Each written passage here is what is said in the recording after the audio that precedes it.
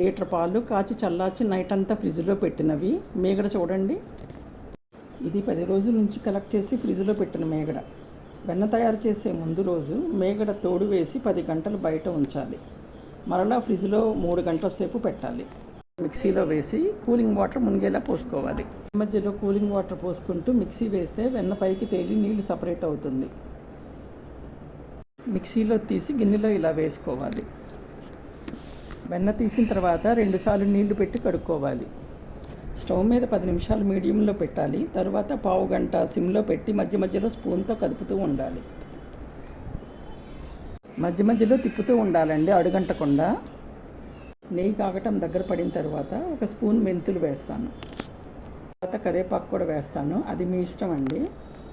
ఒక చుట్టుపట్లాడితే నెయ్యి కాగినట్లే stove off చేయండి. చల్లారిన తర్వాత వడకట్టి బాటిల్లో పోసుకోండి. కమ్మటి హెల్దీ నెయ్యి తయారైంది.